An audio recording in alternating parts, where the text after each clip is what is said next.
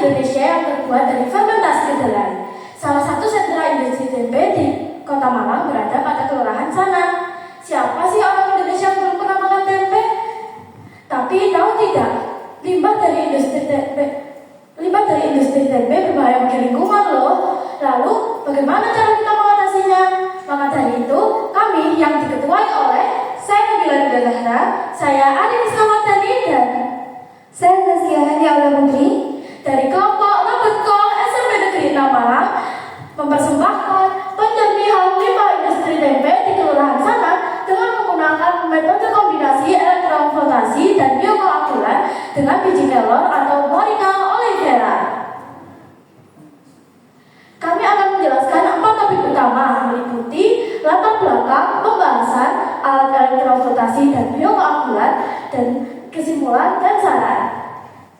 Pada latar belakang akan dijelaskan oleh rekan saya, Zaskia. salah satu kota yang tidak hanya indah secara alam, tetapi juga kaya secara budaya dan kuliner, yaitu Kota Malang. Terletak di Jawa Timur, Kota Malang dikenal sebagai kota kuliner atau kota wisata. Malang merupakan surga bagi para pecinta kuliner. Salah satu kuliner yang ada di Malang yaitu tempe. Tempe merupakan hasil olahan dari kedelai dan dijadikan sebagai lauk pokok bagi masyarakat Indonesia. Namun, dari perkembangannya industri tempe, ada hal yang harus diperhatikan atau diwaspadai, yaitu limbah dari produksi tempe. Semakin banyak konsumsi pada tempe, maka semakin banyak produsen tempe. Dari banyaknya industri tempe, maka akan terjadi pembudakan pada limbah tersebut. Limbah yang tidak dikelola dengan baik dan dibuang sembarangan akan merugikan lingkungan sekitarnya dan menimbulkan berbagai masalah pada ekosistem perairan dan juga aktivitas manusia. Maka dari itu, dibutuhkan solusi untuk menanggulangi masalah tersebut dengan melakukan atau merancang sebuah alat elektrofiltrasi dengan mengkombinasikan biokoagulan untuk menjadikan air, supaya air dari limbah tersebut semakin layak untuk dibuang. Kami pernah melakukan studi literatur tentang penelitian yang kami sampaikan. Yang pertama yaitu pada penelitian Tiagustina pada tahun 2021, ia melakukan proses elektrofiltrasi pada air gambut. Pada tegangan 20 volt dapat menurunkan turbinitas sebesar 87,1%, TDS 70,4%, dan perubahan nilai pH sebesar 1,2 yang aslinya 3,8 menjadi 5. Selanjutnya, ada penelitian dari Alisa pada tahun 2020 berhasil menurunkan polutan pada limbah cair industri di Surabaya dengan metode NDDR yang dimana menggunakan efektivitas pada kinerja elektrofiltrasi. Selanjutnya akan dijelaskan oleh rekan saya. Tetapi diperlukan terobosan baru agar hasil semakin maksimal. Kami memberikan terobosan berupa biji kelor sebagai biokoagulan alami. Di Indonesia, kelor tersebar hampir di seluruh kepulauan. Pada penelitian Syahira 2023, biji kelor memiliki protein yang dapat berperan dalam proses penjadian. Juga pada penelitian Bandia dan Husin menyatakan bahwa penambahan biji kelor mempengaruhi kekeruhan atau turbinitas, TSS, dan pH pada air. Kita akan masuk pada tahap pembahasan. Yang pertama adalah kondisi limbah industri tempe di Kelurahan Sanan. Yang kedua ada desain alat yang kami ciptakan. Dan yang ketiga, efektivitas elektrofiltrasi yang dikombinasikan dengan biokoagulan alami berupa biji kelor. Selanjutnya akan dijelaskan oleh rekan saya, Nabila. Peraturan luar negeri lingkungan hidup tentang baku mutu air limbah dapat dilihat pada layar merupakan data dari peraturan pemerintah. Namun hal ini sangat jauh berbeda dari yang disampaikan oleh Setio Budi Arsadikan pada tahun 2022 yang menyatakan bahwa parameter COD dan BOD masih sangat jauh dari baku mutu air limbah, di mana COD masih di angka 4.308 mg per liter dan juga BOD pada angka 1.202 mg per liter. Bahwasannya, dan data tersebut sangat jauh dari baku mutu air limbah karena dapat dilihat pada layar. Baku mutu air limbah yang sudah ditentukan, BOD masih pada angka 150 mg per liter dan COD pada angka 300 mg per liter. Setiap biasa juga dikuatkan dengan foto yang bersumber dari berantasaya.uj.id. Ini merupakan kondisi sungai yang ada di kawasan sana. Dapat dilihat bahwasannya sungai tersebut memiliki kondisi air yang keruh dan juga terdapat polutan yang mengambang. Hal ini sangat mengerikan mengingat bahwasannya aliran sungai akan berlanjut ke daerah lain dan tidak berhenti di kawasan sana saja. Maka dari itu kami memberikan inovasi dan merancang alat, yaitu alat penjernih air dengan metode elektrofiltrasi dan juga biokoagulan. Selanjutnya merupakan cara kerja alat. Pertama, diberikan tegangan aliran listrik sebesar 12 volt selama 60 menit kepada alat elektrofiltrasi yang dihubungkan dengan kabel penghantar. Bisa dilihat pada layar yang pada prototipe yang kami buat. Kemudian, yang ada pada tangki elektrofiltrasi merupakan limbah cair tempe yang belum melalui proses penjernihan. Setelah itu, saklar dihidupkan dan proses elektrofiltrasi berjalan. Setelah 60 menit, saklar dimatikan dan tercipta dua lapisan. Yang pertama, yang dapat dilihat pada lapisan atas, merupakan lapisan yang berwarna abu-abu tua, yaitu polutan yang sudah terpisah. Dan lapisan yang bawah merupakan limbah cair tempe yang sudah melalui proses elektrofiltrasi. Setelah itu, polutan yang terpisah disaring menggunakan saringan berbahan stainless steel. Setelah penyaringan, keran yang ada pada tangki elektrofiltrasi dibuka untuk mengeluarkan air limbah. Air limbah tadi kemudian masuk kepada tangki biokoagulasi. Setelah dirasa penuh, biji kelor sebagai biokoagulan kemudian dimasukkan berupa bubuk dan diaduk selama semenit dan didiamkan selama 6 jam. Setelah 6 jam akan terjadi dua lapisan seperti saat proses elektrofiltrasi, yang dimana pada lapisan atas adalah air limbah yang sudah layak buang dan lapisan bawah merupakan polutan yang ditarik oleh biji kelor. Selanjutnya, keran bagian atas dibuka untuk mengalirkan air yang layak buang untuk dibuang ke sungai maupun aliran air. Setelah itu, setelah air limbah yang layak buang berhasil keluar semua, keran yang bagian bawah dibuka untuk mengalirkan polutan yang siap disalurkan ke TPA setempat di bawah. Selanjutnya, efektivitas elektrofiltrasi dan biokoagulan akan disampaikan oleh rekan saya, Ari. Efektivitas elektrofiltrasi dan biokoagulan. Pemanfaatan kelor sebagai biokoagulan di negara tropis sangat menguntungkan karena kelor mudah ditemukan, dapat dibudidayakan dengan mudah, dan pemanfaatannya masih belum maksimal.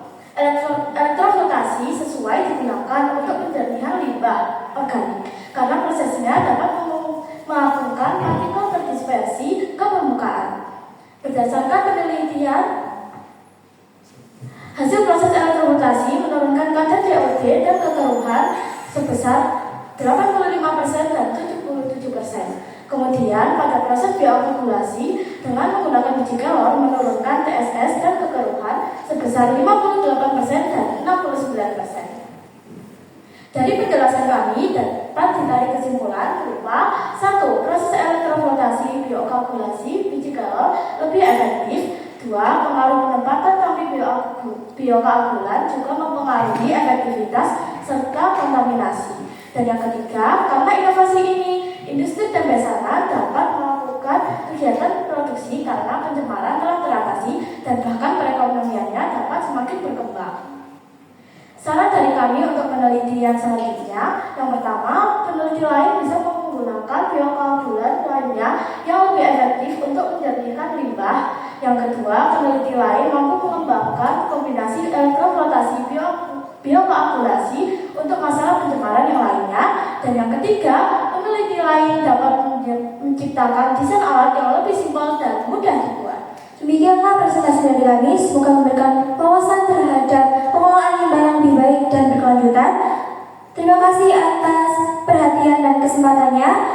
Birulah seperti kolam, ikan paus pandai menyelam. Dari lubuk hati yang paling dalam, kami tutup presentasi dengan salam. Wassalamualaikum warahmatullahi wabarakatuh. Terima kasih untuk presentasi dari tim Robert Coach. Untuk sekarang, Dewan Juri dipersilakan untuk memberikan tanggapan. Terima kasih untuk kelompok yang kedua, kelompok Keren banget ya namanya. Baik, terima kasih atas paparannya yang luar biasa dan juga semangat. Pertanyaan pertama dari saya, atau sebelum pertanyaan begini, ketika saya membaca karya kalian dan juga tadi mendengarkannya, itu sebenarnya dalam mereka itu sudah bagus ya. Jadi kombinasi dua metode ini. Namun kalau saya perhatikan di latar belakang itu, jadi masih ada gap. Jadi seperti antara elektroflotasi dan biokoagulan. Jadi hanya disampaikan elektroflotasi ini keuntungannya begini, prosesnya seperti ini, biokoagulan nanti manfaatnya seperti ini. Tapi ketika itu digabungkan, nah itu saya belum melihat ada ada kajian terdahulu ataupun kajian-kajian sebelumnya yang menjelaskan bahwa kedua metode ini memang efektif. Jadi seperti seolah-olah berdiri sendiri. Karena tadi disebutkan saya baca elektroflotasi menurunkan sekian persen, sementara biokoagulan dengan biji kelon sekian persen. Nah, ketika keduanya itu digabungkan, efektivitasnya bisa dilihat dari mana? Karena ini isi mungkin ya, kalau kalian belum penelitian secara langsung bisa dikaji yang sebelumnya itu seperti apa. Mungkin ini ditanggapi dulu atau gimana, silakan. Terima kasih atas pertanyaannya.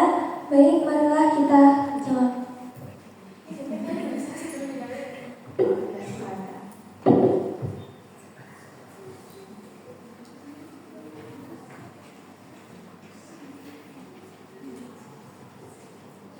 Atau dari alat-alatnya bisa dijelaskan. Baik, mari saya jawab. Jadi, sebenarnya metode elektroflotasi itu kurang efektif karena terdapat polutan yang berhasil lolos melalui proses elektroflotasi pada ini. Maka kita menggabungkan dengan metode biokoagulan untuk menambah efektivitasnya. Jadi, permisi bisa menjawab. Kemarin kami memang melakukan eksperimen juga karena untuk menguji alatnya. Kami kemarin mencoba dengan limbah tempe, yaitu limbah rebusannya. Kami coba menggunakan elektroflotasi saja dan itu sangat kurang efektif karena masih terdapat polutan-polutan yang mengambang. Dengan itu kami merasa bahwasanya elektroflotasi saja tidak cukup, maka dibutuhkannya solusi lain, yaitu kami lakukan berupa biokoagulan. Kami menggunakan biokoagulan dan kombinasi keduanya dan berhasil mampu untuk menghilangkan polutan dan juga dapat dilihat bahwasanya warna dari limbah tempe yang belum melalui penjernihan dan setelahnya itu semakin meningkat karena dapat dilihat bahwasanya limbah tempe yang ada di sana itu masih keruh, dan kalau berbeda dengan limbah tempe sudah melakukan elektroflotasi dan juga biokoagulasi, dapat dilihat bahwasanya warnanya sedikit cerah. Jadi penjernihan ini mampu untuk mengatasi limbah tempe. Oke, baik. Nah, itu mungkin perlu dielaborasi di awal, studi pendahuluan. Karena gini, kalau metode untuk mengkoagulasi dan lain sebagainya itu kan tidak hanya ini ya, mungkin itu belum kuat disampaikan. Jadi kenapa memilihnya elektroflotasi biokoagulan? Kan ada juga metode koagulasi, kemudian adsorpsi, filtrasi. Nah, itu dimulai dari sebenarnya harusnya karakteristik limbah. Kalau tadi disampaikan di sini BOD dan COD dari tempe sama itu ya. Karena setiap limbah itu punya karakteristik yang berbeda. Jadi tidak hanya BOD dan COD-nya saja ya, tapi juga pH dan lain sebagainya itu dijelaskan. Ini kan elektroflotasi pada air kabut. Nah, karakteristik Anda kan sudah spesifik banget ya inovasinya di tempe sana. Mungkin dimulai dari itu sehingga metode evaluasinya bisa dipilih yang lebih efektif yang mana. Terakhir dari saya, elektrode yang digunakan elektrode apa pada proses elektroflotasi dan bagaimana pengaruhnya seberapa efektif elektrode itu bekerja? Silakan.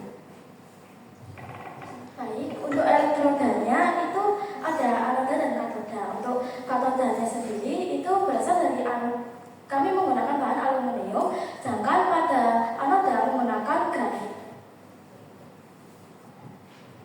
Dijelaskan kenapa aluminium dan grafit, kan banyak elektroda lain ya yang bisa kita gunakan.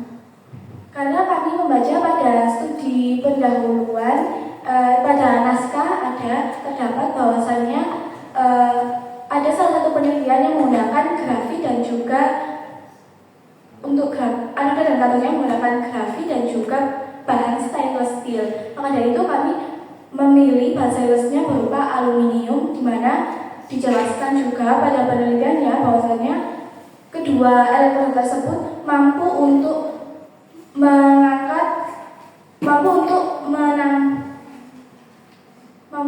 menjernihkan air dari yang awalnya keruh menjadi cerah. Oke, baik, terima kasih.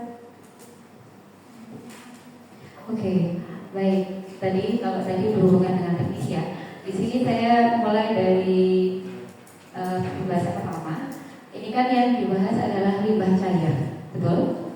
Tapi kenapa di judulnya tidak dijelaskan kalau itu limbah cair? Nah, di judul. Kenapa? Boleh disampaikan alasanmu kenapa tidak disampaikan di judul? Di situ, oh ini limbah cair nih. Yang membuat redaksi judulnya siapa? Kalian sendiri atau dibantu oleh pembina? Dibantu pembina, tapi lebih banyak kerja kami karena kewenangannya kami.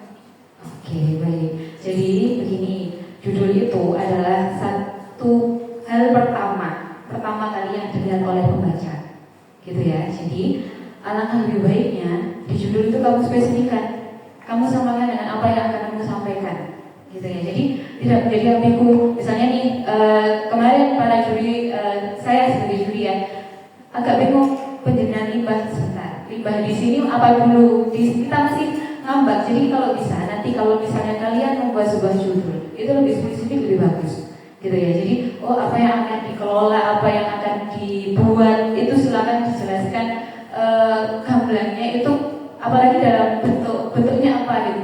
Karena limbah tempe itu sendiri kan ada yang zat padat dan cair. Nah, misalnya kita kemarin limbah di sini ada dua, limbah cair, oke, bisa dibuat dijernihkan, tapi limbah padatnya bagaimana? Nah itu kan menjadi sebuah pertanyaan di awal justru. Jadi kalau bisa dijelaskan. Dalam artian di judul itu sudah disebutkan tuh limbah cair gitu ya. Jadi itu. Kemudian apakah sudah diperkirakan atau mungkin sudah didiskusikan bersama kelompok? Ini kan sudah dicoba ya, sudah dicoba untuk produknya. Apakah sudah dipertimbangkan keefektifan atau mungkin efek dari alat ini untuk aspek-aspek lain, misalnya aspek berhubungan dengan listrik, apakah nanti bisa efektif di daerah sana? Sudah dipertimbangkan seperti itu? Baik, izin menjawab. Kalau untuk efektivitas elektrofotasi dan juga biokoagulan, kami memilih kedua tersebut karena melihat sifat dari limbah yang kami gunakan bukan sifat limbahnya organik.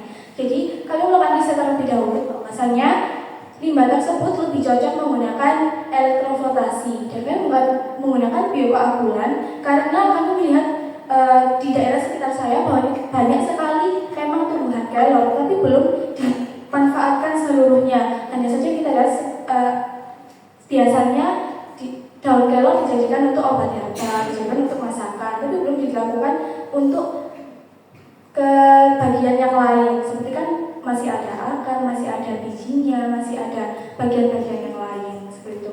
Untuk tegangan listrik dan lain-lain kami belum melakukan riset terlebih dahulu karena yang kami buat masih dalam tahap pengembangan dan masih banyak trial and error. Baik, jadi sudah nangkap dari untuk selanjutnya mungkin kalian masih kembangkan. Ketika nanti sudah dikembangkan dan ingin kalian terapkan langsung, ya bisa kalian pertimbangkan juga. Oh ini nanti produk kita itu bisa nggak jika diterapkan di daerah sana, kan kalian fokusnya ke sana nih, gitu ya. Jadi otomatis harus dipertimbangkan tentang itu. Kemudian satu lagi ini tentang penarikan kesimpulan dalam tulisanmu. Ini beralih dari itu ya, kesimpulan, bagian kesimpulan. Nah, saran bagian saran. Alangkah lebih baiknya sarannya juga menyinggung warga masyarakat sana, karena kalian fokusnya kan ke sana, ya. Jadi tidak hanya untuk peneliti lain, karena karena di sini kalian tujuan utama adalah kewargasanannya, bukan kepenelitian. Kepenelitian itu tujuan berikutnya. Tujuan utamanya adalah masyarakat sana. Jadi mungkin di saran ini kalian tidak lupa dengan tujuan utama kalian. Itu saja dari saya. Terima kasih. Punya sekali memberi, jadi saya nggak akan berkomentar banyak. Ini tahap dari kan kalian sudah melakukan eksperimennya. Tahapan yang kalian lakukan selama ini apa saja yang sudah dilakukan? Baik, akan saya jawab. Jadi, selama ini kita menelusuri limbah-limbah yang ada di Kota Malang itu berdampak buruknya itu pada limbah yang mana. Terus, waktu kita ke penelusuran ke sananya, itu kita melihat kalau sungai dan juga sawapannya itu masih mengeluarkan bau yang tidak sedap. Terus waktu itu kami sudah melakukan wawancara dengan yang salah satu yang memiliki industri di sana, bahwasanya mereka juga sudah melakukan aksi untuk mengatasi limbah dari industri mereka, tetapi tidak dipungkiri mereka mengatakan bahwasanya limbah mereka sudah dibuang atau disalurkan atau dikelola untuk peternakan yang limbah cair untuk minum dan limbah padat untuk pencampuran makanan sapi. Tetapi saya merasa bahwasanya di situ masih ada bagian dari warga sana yang belum melakukan itu juga, karena tidak dipungkiri juga tidak semua warga memiliki peternakan juga. Maka dari itu saya merasa bahwasanya di sana masih terdapat masalah yang belum clear seluruhnya, dan masalah itu kami buat sebagai inovasi. Selanjutnya kita juga melakukan studi literatur di mana kami melihat pada jurnal-jurnal dan buku. Kemudian setelah itu kami membuat rancangan alat yang dimana kami melihat juga dari kami terinspirasi juga dari penelitian-penelitian terdahulu. Akhirnya terbentuk rancangan alat seperti ini. Setelah itu prototipe ini kami buat secara sederhana, di mana adaptornya kami ganti menggunakan baterai sesama 12 volt. Kemudian untuk tangki elektrifikasi kami menggunakan bahan bekas seperti botol-botol bekas ini yang ada di sekolah. Kemudian untuk anoda dan katoda, anodanya kami untuk grafitnya kami menggunakan dari baterai bekas yang kami kelupas. Untuk aluminiumnya kami bawa dari rumah, dari yang bekas kami cuci. Kemudian untuk bahan-bahan lainnya kami gunakan juga yang sudah bahan bekas, jadi kami tidak mengeluarkan banyak biaya untuk bahan tersebut. Dan setelah alat ini jadi dirancang, kami mencobanya dan cukup efektif untuk menjernihkan air limbah tempe sana. Untuk proses pembuatan biokeagulannya sendiri bagaimana? Untuk proses biokeagulan, kami mencari biji kelor di sekitar rumah kami dan terdapat. Kemudian kami kupas bagian luarnya, kemudian sisa yang seperti ini.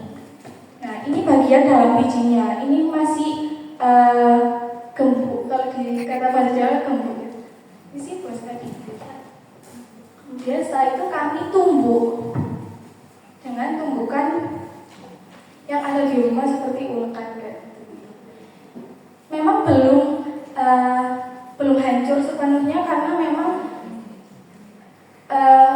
bahan bijinya itu sifatnya agak tidak keras, jadi susah untuk ditumbuk menjadi serbuk-serbuk ataupun. Itu jadi juga waktunya. Mungkin pemaparan kedepannya bisa lebih didetailkan bagaimana mekanisme dari masing-masing transportasi itu, prosesnya bagaimana dalam proses pendidikan. Walaupun kamu sudah menuliskan di naskah, tapi setidaknya dalam presentasi ini harus dijelaskan secara lebih singkat gitu ya, karena saya belum menangkap dari tadi mekanisme secara detail untuk bagaimana polusi atau kotoran-kotoran yang di dalam limbah itu bagaimana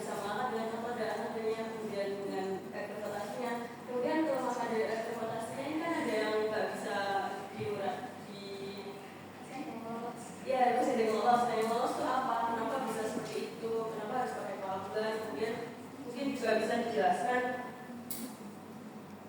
penggabungan kedua metode ini apakah inovasi dari kalian atau kan memang sebelumnya udah pernah ada, cuman bahan yang berbeda atau ini new banget dari kalian?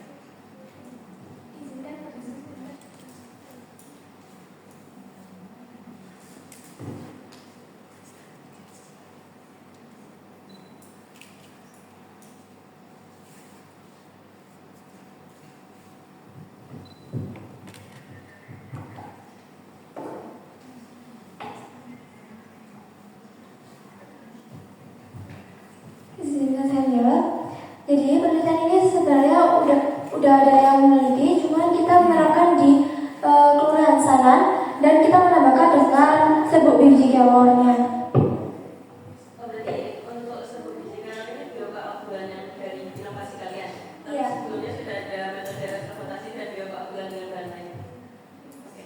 Kemudian mungkin untuk kalian kan tadi mengklaim bahwa penggunaan dua metode ini sudah berhasil untuk menjernihkan limbah. Namun yang kalian lakukan tentunya hanya melihat dari fisiknya aja.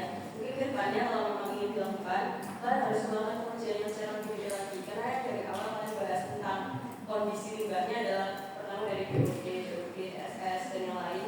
Mungkin kalau ke depannya dalam ranah seperti opsi ataupun lomba-lomba nasional, kalian harus melakukan pengujian secara langsung pada limbahnya sebelum ataupun setelah kalian uji gitu ya. Oke, mungkin itu dari aku. Terima kasih atas pemaparannya. Terima kasih atas saran dan juga pertanyaannya. Kami akan mengembangkan saran tersebut pada penelitian berikutnya. Kami tutup. Terima kasih telah